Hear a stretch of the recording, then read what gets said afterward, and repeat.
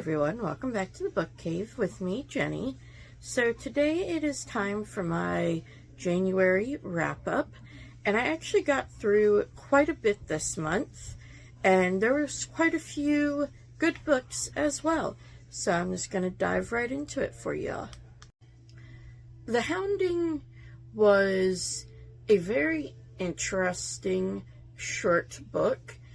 It's definitely inspired by the Virgin Suicides that is listed right on the back, but I can definitely see the parallels in that it is 5 sisters and they are all basically young adults or just getting ready to become young adults. I did feel like in this one I liked the family a little bit more. Like the parents, I felt like were a little more reasonable. And yeah, I was not a fan of the ambiguous ending. Sometimes I am, but for this one, I feel like it didn't really work. And there was just a few too many unanswered questions for me. And yeah, I just could have done with a more concrete ending. I would have liked to have seen more of kind of the spiritual, ghostly part in this as well.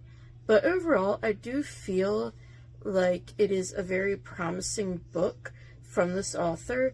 This is her debut, and I do look forward to seeing her maybe revisit this type of story just a little more in depth when she has developed her writing some more and maybe decided to try a little bit of a different style even.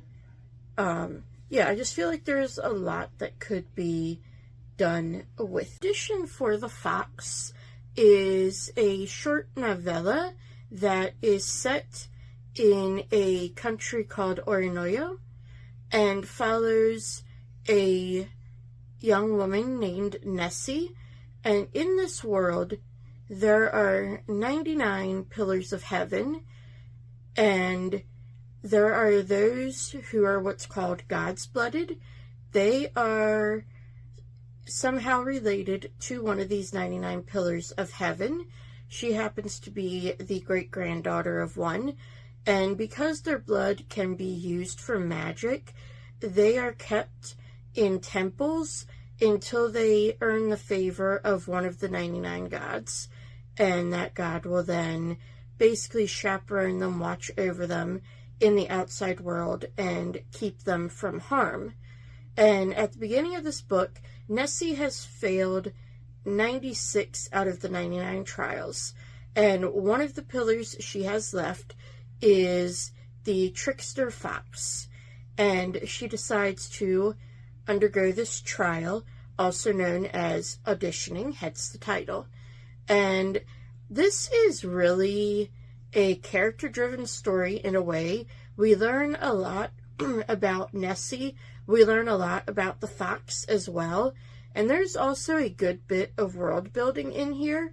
I am hoping that we get more books that are about some of the other different pillars, and I do like as well, this is split into 6 parts, and between each part, there is a story of the fox and one of the other pillars. And I felt like that really added a lot to the world building and a lot to like the characterization of the fox. But yeah, definitely if you like mythology-based stories, this is a good one. Also, if you like character-driven stories, this is a really good one. I finished Skin by Ibi Zoboi, and this was an interesting novel in free verse. I've read a lot of Ellen Hopkins, but other than her, I have not read too many others that are in free verse. I did read Elizabeth Vesiato. She does free verse as well. But yeah, it's always interesting to see different takes on it. And this follows two girls, one who is 15, one who is 17, and their relationships with their parents. And I feel like this one did a really good job of showing the coming of age. And then it also has some magical realism in that we have Marisol, who is the 15-year-old girl. She lives with her mother, and they are a Souciante, which is a cross between a witch, vampire, and werewolf, basically, on the night of the new moon, or the 3 days preceding it. One of those days, they will shed their skin and turn into basically a comet. And this is an old Caribbean island myth, and that is actually where they are from. And then we follow the 17-year-old girl, Genevieve, who lives with her father and her father's wife. We find out very quickly he had an affair, and she was the product of that. So we follow her trying to fit in there. And yeah, it just kind of follows these two girls as they grow up and find secrets about themselves and try to find out how they fit into their family, into their culture, into kind of where they are at in life right now. And, you know, do they want to stay here or not? And yeah, I just found this to be really well written, and I could definitely recommend it, you know, especially if you like novels in verse. This is a really good one and a really interesting one, and I was able to read it in one sitting, even though it's just shy of 400 pages long. So yeah, it definitely held my attention, and I'd like to honestly learn more about some of the different myths that were woven into this story very briefly, and more about the Souciante myth as well. So yeah, I definitely feel like this book did its job in getting you interested in learning more about this mythology. Marigold Mind Laundry is the second cozy Korean fiction that I've read, and this one was definitely a little bit different. It had a little bit of magic in it, and it was also more interconnected than the first one I read, and that was Welcome to the Huningdong Bookshop. So yeah, I did enjoy this, and it was different from other cozy fiction I've read. Obviously, you know, I've spoken about some Japanese cozy fiction that I've read, and I feel like this one, although it still had a lot of hope in it, there was also a lot more darkness in it, more so in the characters just feeling a little less hopeful, I suppose is the best way for me to put it. Obviously, this is one that I have mixed feelings on. Like I said, I did enjoy it, and there were some really, really good quotes. I can't remember the whole exact one, but it said, you know, live for today, and then when tomorrow comes, it'll be a brand new today. I did really like that quote, and I really liked the characters in this. I feel like that is what saved this book for me and helped me to enjoy it so much, is that I really enjoyed the characters, and I really enjoyed seeing their relationships. And that is something else that I've noticed between the Korean and the Japanese cozy fiction. The Japanese cozy fiction tends to be in the same way, kind of brief stories that all take place basically in either the same location, or they wind up being the same main characters who run into different characters. However, I have noticed with the Japanese cozy fiction, you tend to have a lesson learned, and then you move on to the next story, and the characters from that first story that met up with your main characters tend to not play as big a part in the rest of the story. Whereas I do feel like this one, although there were still lessons learned, I don't feel like they were necessarily as blatant. And you also get more character development of not only Ji-yoon, who owns the Marigold Mine Laundry, but also the people she meets up with, and they tend to continue throughout the whole book. So yeah, like I said, this is kind of a difficult one to describe, but if you do like cozy literary fiction, this is definitely worth a try, as are honestly most of the ones I have read. I finished the Kamigawa Food Detectives. This is another cozy literary fiction translated from the Japanese, and this follows a father and daughter who run a restaurant and also a detective service that will basically recreate a dish from a customer's past that they want for whatever reason. And this follows 6 different customers who request 6 different dishes. And I do like how they're kind of each split into 2 parts. It's split into the customer coming to them and meeting with them, explaining what food they want, why they want it, why it was so special to them, as well as kind of where it was from, the story behind when they ate it. And then the second part is the dish being made, the customer coming back to taste it, and then the father explaining how he found everything, where everything was. And a lot of times that part was either very sweet or very bittersweet, depending on which story it is. But yeah, I did like this, and I do feel like if you like cozy Japanese literature, that you would definitely like this.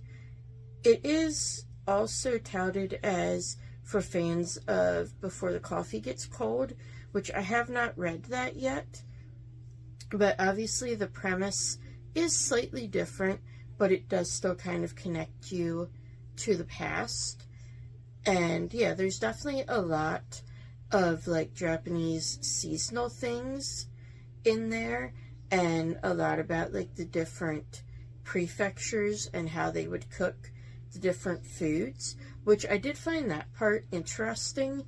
And I think if you're more of a foodie, that part would interest you even more. And I do plan to go on to the second book in this series, hopefully this month, but if not this month, then in February. The Restaurant of Lost Recipes is the second book in the Kamigawa Food Detectives series. This one is also about 6 people who come into the restaurant looking for a dish from their past. In this one, they are all simpler dishes, fried rice, hamburger steak, nori ben, things like that. but they have a unique twist on them, which is where Nagara has to do his research and try to figure out where that was from. I did like this one.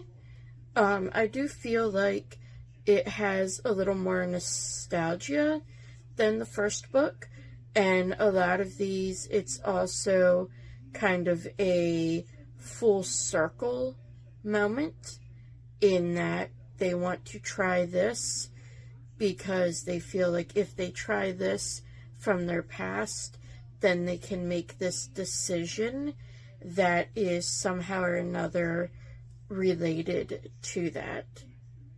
And this one was also just slightly longer than the first one, not by much, but just a little bit. And it did actually have more recipes because the lunch set that everybody gets in the beginning half before they speak to them about finding their specific dish, those are all described very well. And yeah, I feel like this is one that is definitely for foodies, but I did enjoy it as well, despite not being, necessarily a huge foodie. The Curious Kitten at the Chibi-Nako Kitchen is another cozy fiction, also translated from Japanese, and this is very similar to the Kamigawa Food Detectives. However, they're not discovering the meals. This is about remembrance meals that are put out for those who have passed away.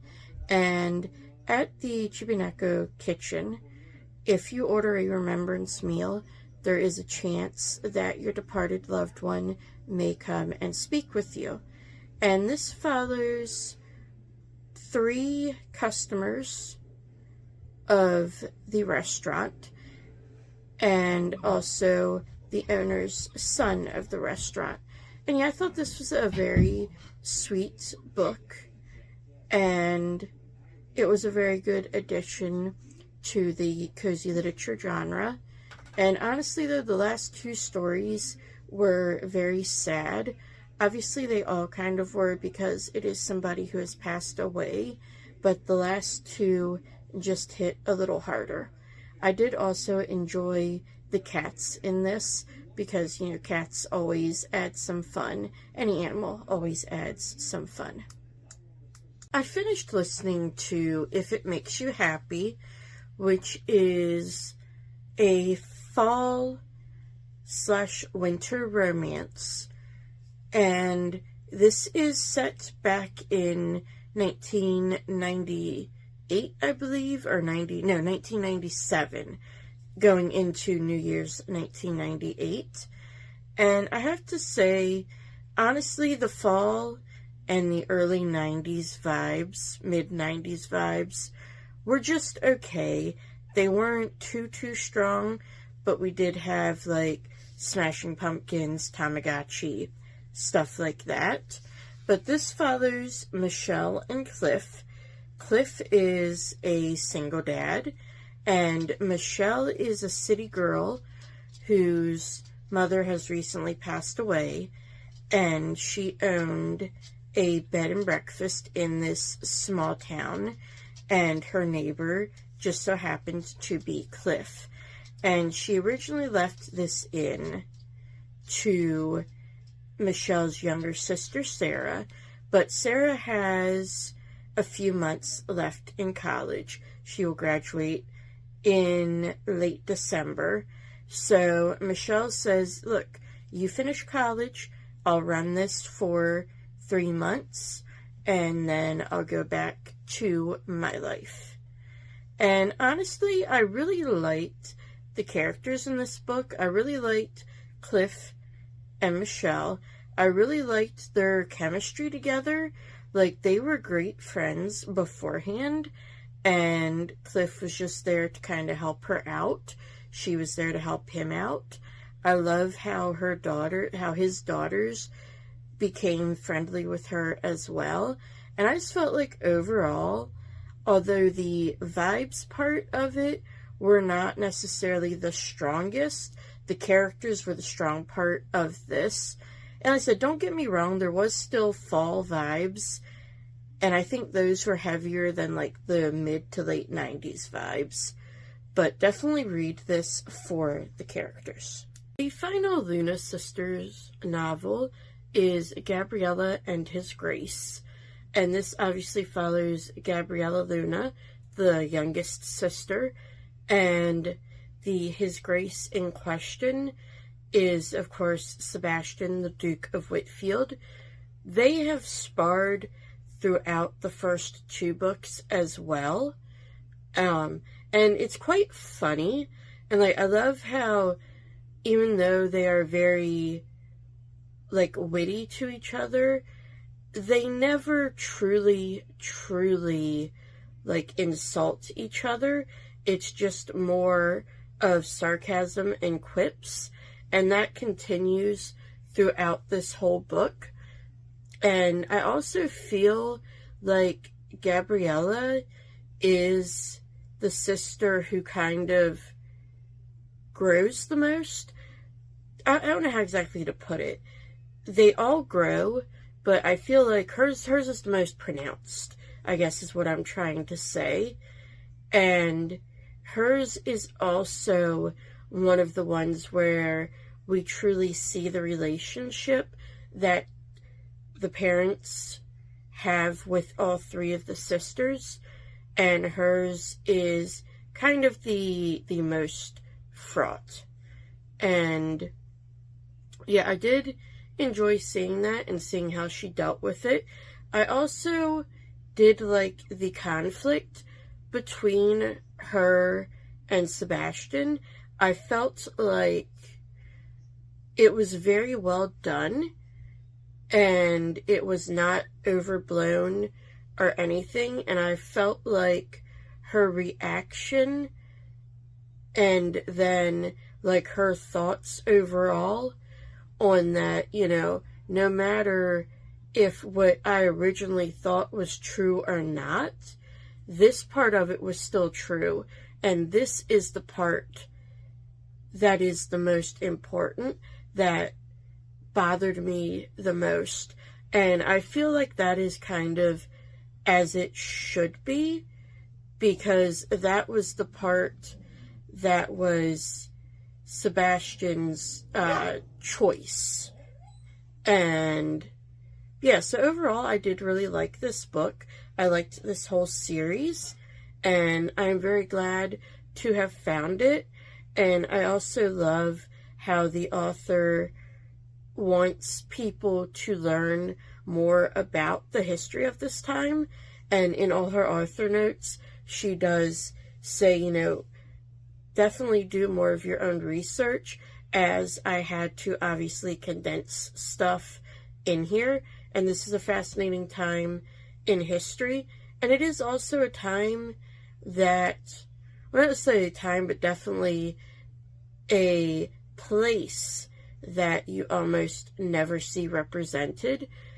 I have never read any other stories about the French occupation of Mexico, and this has definitely gotten me more interested in that.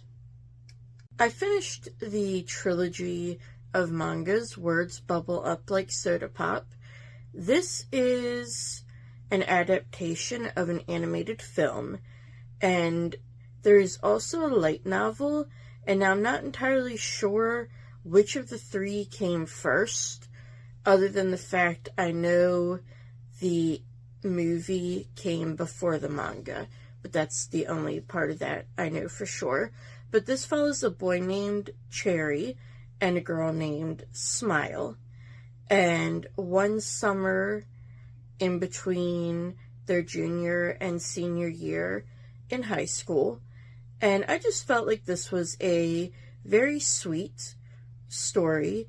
It's definitely a YA young love sort of story, but I did feel like it was very extremely cute.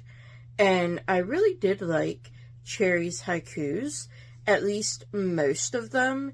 And I mean, it would make sense that there would be a few that wouldn't quite hit, because, you know, he is 17 years old, and I believe he's 17 and Smile's 18. It might be the other way around.